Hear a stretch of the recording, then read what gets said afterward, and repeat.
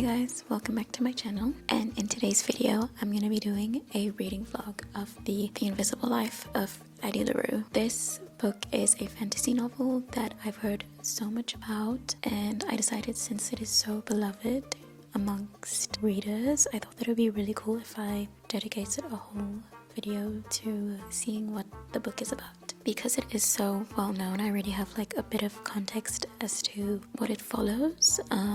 I know that it has to do with France, and that it also has to do with a character who made a deal with the devil, I believe, that leaves people unable to remember their interactions with her. This book came out in 2020, so it's about 6 years old now, and as far as I can tell from my research, from the moment that it was published, it has been a very popular novel, and to this day a lot of people, they recommend it, so I'm super excited. And in this video I will be including spoilers of what actually happens in this book. It's going to be super in-depth, and it'll be fun if you've already read it to revisit the book with me. And just for interest's sake, I also will be timing how long it takes me to actually complete the novel, so I think that'll be interesting to see, because the edition that I have has around 500 pages, so I think it will take a good bit of time depending on the writing. I've never read the Schwab before, so I'm not sure how I'll react to her writing, so I think it'd be cool to read the blurb just so that we get a bit of an idea of what the book is going to be about. France, 1714. A desperate woman makes a desperate deal in the dark, a bargain to live forever but be remembered by none. So begins the invisible life of Addie LaRue, shadow muse to artist throughout history, forgotten friend, confidant, and lover. Slipping away with the morning light, Addie passes through lives, desperate only to leave a trace of herself, until the day she walks back into a small bookshop in Manhattan and meets Henry, who remembers her. After 300 years, Addie's life is restarting, but the devil never plays fair. As Henry and Addie's lives start to intertwine, they must face the consequences of the decisions they've made and the prices to be paid.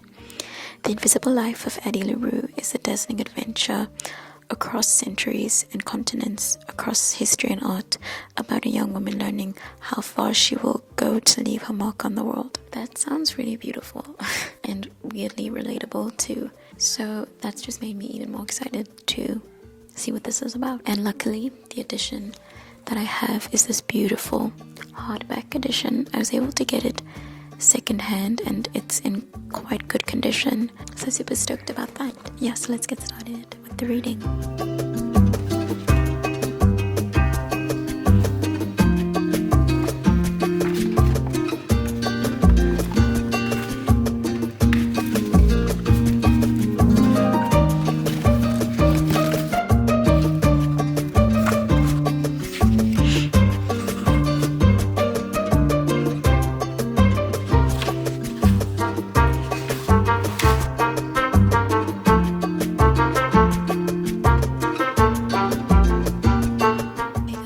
So it is later on in life, and I'm now officially 100 pages through with The Invisible Life of Addie LaRue. 100 pages down and like 400 more to go. So in these past 100 pages, we were basically mostly like getting the background of her life and how she grew up in France in the 18th century, and the circumstances that led her to decide to sell her soul to a nefarious god. We saw that Addie was described as a young woman and a girl that was seeking freedom and seeking her own agency in her life, so she decided to not get married, and that was something that she chose to do. But there was a moment when she was forced to be married.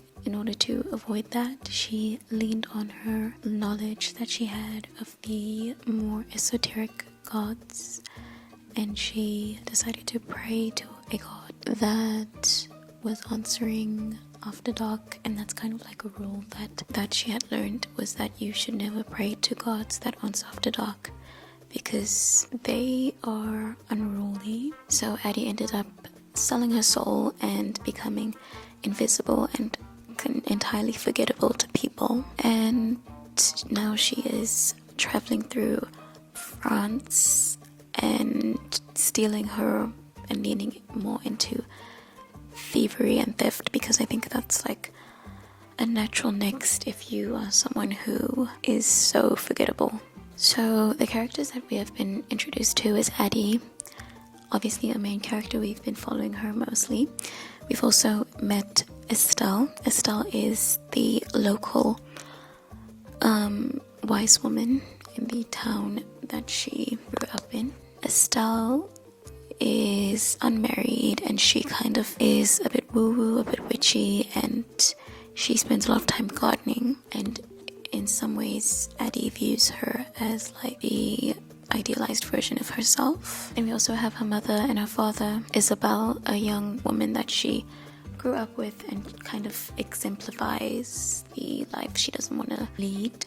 And we also have an actor in New York, because in the present time she is in New York and she's met people that have forgotten her, but she still kind of exploits their spaces. We have also met Henry, which as far as I've read, he might be the only person who can remember her. And so far I feel like the book is okay. I do have a few issues around Addie as a character and as a person. I feel like her desire to become a free woman and to not be held down by marriage, and I feel like I understand that desire, but I feel like in the context of 18th century France, her wishes don't seem to have any sort of footing. It just kind of feels like it's parroting a narrative that is more reflective of a modern day mindset, and it's completely valid, but it's like to put that view onto 18th century France doesn't really feel congruent, and it doesn't fit like her just saying, I just want to be free and I don't want to be married and I want to travel. And it's like another thing that is brought up is that her desire, she's in her mind, in her imagination, she's conjured up this man who has dark curly hair and green eyes, and instead of marrying and being a local woman of the time, she wants to travel and be with this man. And it's like, I feel like Addie's motivations seem formulaic in the sense that they're more reflective of a modern day period, and there's nothing wrong with having modern desires in the past. It's just like it doesn't feel believable. It's just like, I'm gonna take someone who has a modern worldview and chuck them into 18th century France. So that's kind of not working for me. And also just like the language in the book is very dense, verbose, I guess you could say, very much descriptive, extremely long, in some ways tiresome to read. In our setting, we're following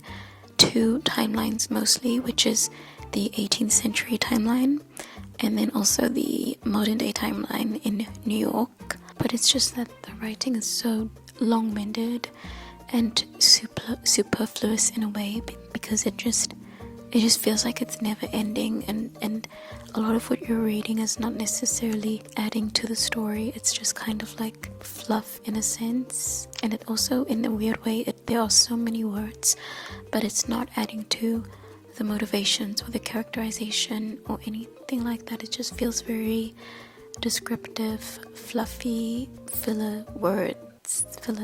So in the story we have like this, I want to say, a third person narrator that is kind of like relaying the events of what is happening. Like, Addie did this, Addie felt that, Addie's here, Addie's there. So, but I think the narration style is okay. It's just that it is so dense that it becomes difficult to want to even pick it up, in a sense. And I think one of the most frustrating things about this book is that there's just this constant idea of like Addie being too good for the common life of a woman in that time period, because she just dreams of so much adventure. And I'm not saying that people shouldn't have aspirations. It's just that we never really get a clear picture of what this adventure even is, like what shape it's supposed to even take. It hasn't really materialized. It's just this like grandiose idea that we're supposed to accept. So I'll read this excerpt. Addie was a gift from Estelle. Shorter, sharper, the switch quick name for a girl who rode to markets and strained to see over roofs, for girls who drew and dreamed of bigger stories, grander worlds of lives filled with adventure. But it's like, even as she's given her wish, we just kind of following her, and she's not living this adventure. She's incredibly naive, and I wish we had a moment of her like having some sort of reflection in her character, in her person, of like, I wanted all this adventure, but I'm so naive. We don't even get that. So it just makes the characterization of Addie's character like quite out of touch. It just doesn't click, and it doesn't feel real, and it doesn't feel right. Yeah, I'm going to continue on for the next 100 pages. Hopefully it improves. I hope so.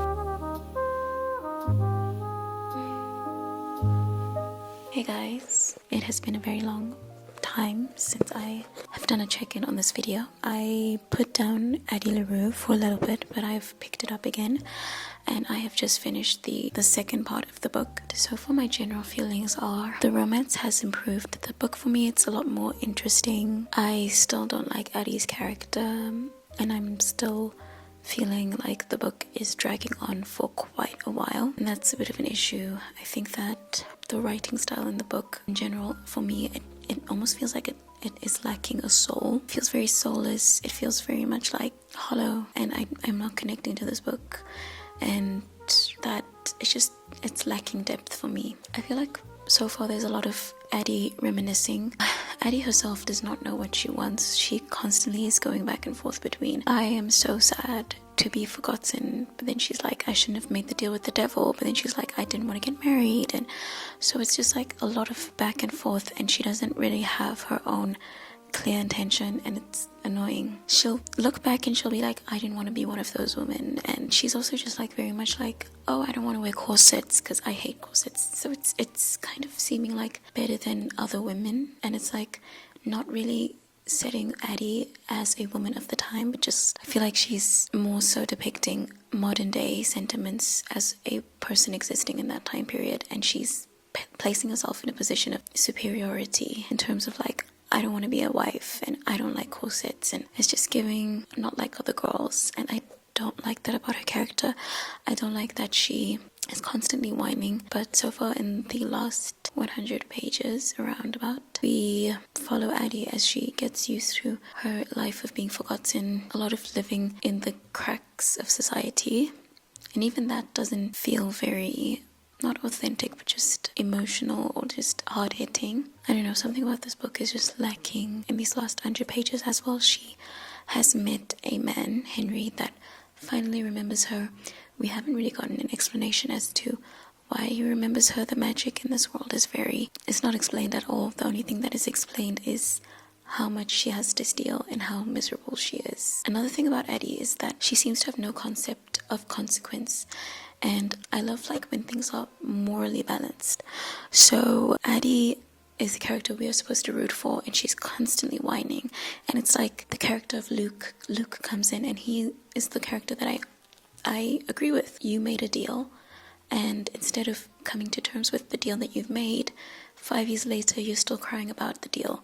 And I understand it takes a while to, not even 5 years, 300 years later you're still crying about it, and she's made nothing of herself, and the only depth of her character, of what she's achieving in life, is just eating chocolates and sneaking into homes. It feels so empty and hollow. And I'm not saying that I'm expecting a political statement. I'm just saying that some sort of moral reckoning, in the very least on Addie's part, would have been amazing, because I'm like, I cannot root for this character if she has no sense of like checks and balances, and like, I made a deal, and a deal is a deal, and even though that deal is outside of what I expected, those were the words that I used, therefore this is the result. The writing is not my favorite, the character is definitely not my favorite, but yeah, I'm going to continue on with this book. Hopefully it gets better and I'm not just complaining.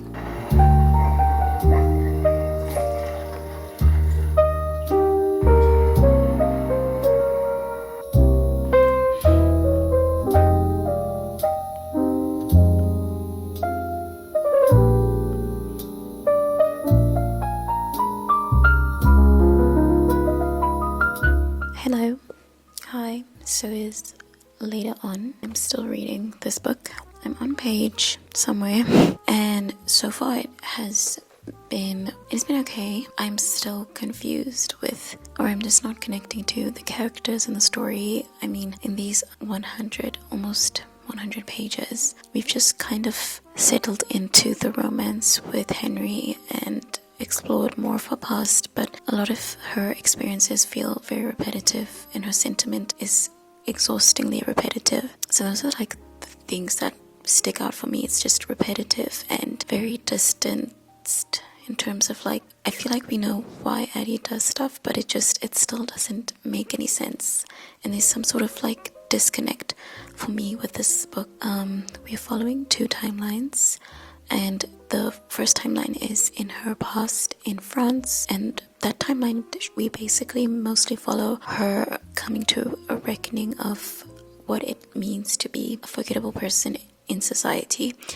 and that is fine. It's just that the stories are just so repetitive, and it's like constantly the same realizations, the same thought patterns, and I guess slowly she is learning how to finesse people and to exist in society, and there is like almost a subtle critique on a woman's role in society, but I don't know, I just feel like everything that this book is trying to do for me falls flat. The second timeline is in 2014, and we are now exploring the romance between her and Henry, and we've just found out that the reason why Henry is able to interact with her and remember her is because he has also made a deal with the devil, and a lot of her New York or modern day timeline is just comprised of her walking around New York, waking up in the morning. This book is just not gripping for me. It feels very shallow. Our character Addie is someone who goes through life stealing, and it's really starting to grate on me how we have messages of like what makes a life meaningful and, you know, things like that, but it's like she essentially sold her soul to live a meaningful life, and I know she's forgettable, but I just don't like how she moves through life constantly stealing things, and she seems to have reverence for objects, but she also doesn't, and it's like I'm not really sure where she lands, and it's like with these subtle feminist undertones of this novel, it is disappointing to have a character like Addie who in her time has not achieved nothing but lived such an insignificant life considering all that she hoped for, and also just like there was a scene where she was waiting for Henry and she's like, oh, I don't know what to do with myself, like I don't know, it just feels very much like she's living her entire life for a man, and it's like her 300 years only make sense when a man steps into them,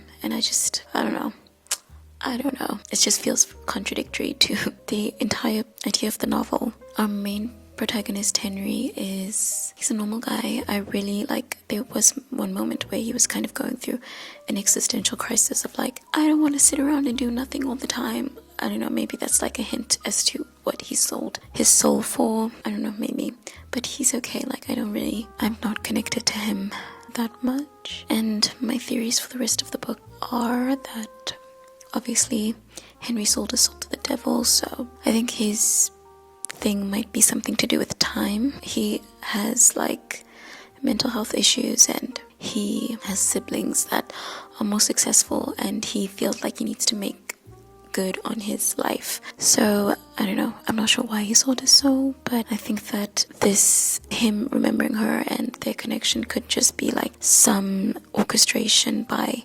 Luke on her, like just like dangling a glimmer of happiness in front of her just for fun. Maybe it's like his last attempt to break her. Who knows? And so far the writing style has, maybe I've just gotten used to how verbose it is, but I'm not okay with it. but I'm used to it now. So I think just the difficulty for me is the repetition. It's so repetitive. Like it's the kind of writing style where she'll say like, and then he reminded me that he has to go home. Home, a place I'll never get to. This, a thing that I'll never have. Oh, it's like just so woe is me. But also just like so on the nose. There's like no nuance in this novel. According to the synopsis, Addie and Henry are building their relationship, and we'll see what happens next.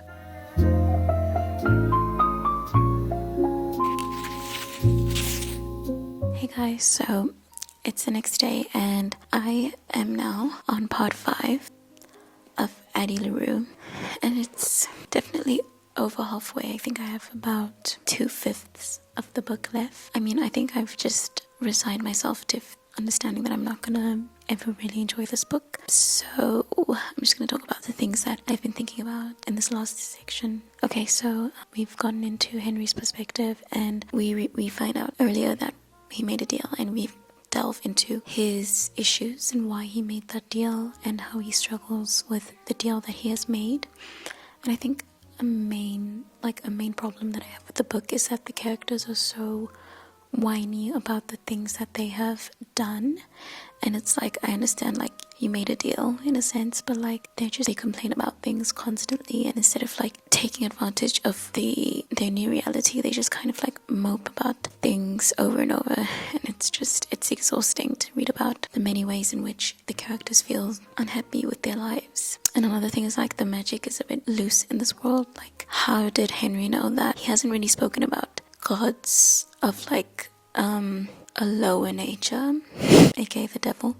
So when he was in his moment having his mental break after he got rejected, how the devil even knew to show up, and that process of the devil offering you a deal, I don't know, it is kind of vague, because obviously Addie asked for him to show up, but Henry, as far as we were told, didn't. So that's very interesting that he still did show up for Henry. Another thing is like they had this scene where B, Henry's friend, who is an art curator major, and she had a moment where she was like compiling all of these artworks of this one woman who was famous, Addie. So it's mentioned that she has been a muse for certain artists in the past, and I don't know, it just feels so, I don't want to say anti-feminist, but it's like her entire life of 300 years, and all she has to say for it is that she was a muse and her beauty, and I don't know, her character for me seems very vague,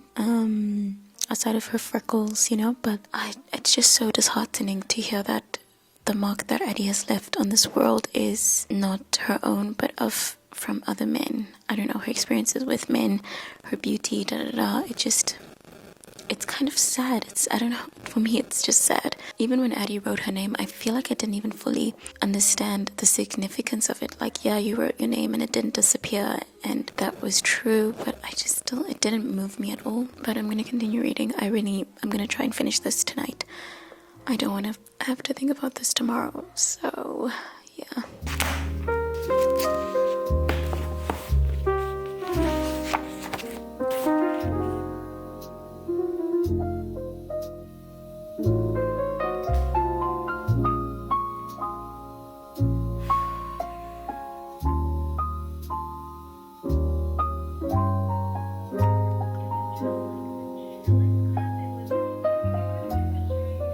So it is a little bit later on, and I am now on the second last section of the book, and I just want to talk about what has happened since I gave an update. So in this span of time, Addie visits Fionn twice on 2 different occasions. In my opinion, both times were just unnecessary. The first time she noticed decay, and the second time she noticed change in the town, and it like marked her 100-year anniversary. I think it was 150 year. Every time she goes back, she has the same exact thoughts. She cannot remember Estelle. She wishes she remembered Estelle. We've been through this multiple times in the novel, but I guess it has to be mentioned again for us to care about it, but I still don't care. And in our modern day timeline, and in general actually, there's so many chapters that start with mornings, every morning, waking up in the morning, something about the morning, the chapters either start in the morning or with Luke joining her. I don't know. It's just, if I have to start a chapter and it's like, Addie woke up in the morning, and I don't think I think I'll lose my mind. I'm so tired of the morning chapters. Things with Henry are picking up.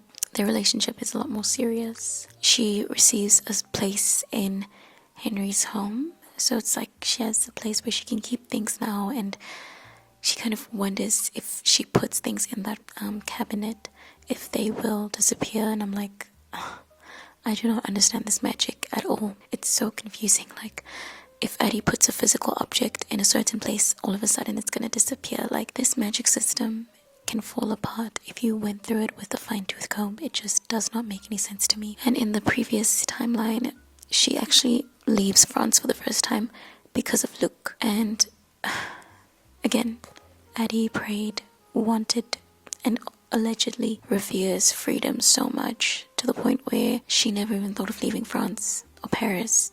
And it's like, I feel like Addie is so fickle in her beliefs. She hates Luke, but then she like appreciates him for taking her out of France. Like, I understand it's a complex and nuanced relationship, but I really have no idea who Addie's character is and what she believes in, because she never sticks to a single concrete position other than like the one that she has of like being greedy and wanting to live in the world even though she is miserable. Thing that I've noticed is, even in the life that she's chosen, Luke rescues Addie so many times. Like 9 times out of 10, there's just more scenes of Luke rescuing Addie as the book has gone on than of Addie finding her way and like doing things on her own. And I know she does things on her own, like Luke is not always there for her, but it's like, if every single scene that you're presenting where Addie encounters a problem, Luke is rescuing her, it just, I don't know, again, it just makes me question her independence and her freedom and adventure and stuff like that. She never actually has to. It's just, the book at this point feels so repetitive, I feel like, and predictable. I don't really even feel like continuing reading this.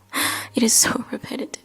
I don't know why she's like repeating the exact same scene 600 times. It doesn't make any sense. The same exact thought, no character growth. It's so painfully repetitive. Henry begins to get frustrated with a life with Addie, and he is starting to show signs of like pulling back from his immediate attraction to her, understanding that they would have to live a life being invisible for the rest of their lives together, and that's not really something that he seems to want for himself. As the book has gone on, I think it's become pretty clear that the goal Schwab is trying to present, that the meaning that Addie lives is through her art and the ways that she's able to exist as a muse, and that might be through music, not necessarily film, but like physical artistic mediums. The idea of like ideas breeding wildness, right? And how she uses her ideas in order to inspire artists.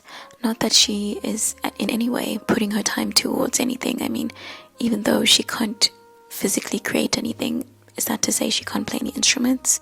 Who knows? This magic system is weird, but it's like living 300 years, and the most that you can say for yourself is, I am a muse. That is not something that I will ever enjoy. That is not something that I will ever say, I am impressed by this. And I understand the importance of art, but it's like, it's such a shallow, I don't know, it just doesn't feel, just existing as like inspiration, not as actual creation. She wants to celebrate art, but I just cannot get over the fact that she doesn't do much more than like inspiring people. And again, her character has not grown. She still whines. She still believes that Luke is the bad guy. She takes no responsibility, and she still views herself as a victim 300 years later, and she still hasn't taken responsibility. Okay, but I'm going to continue now.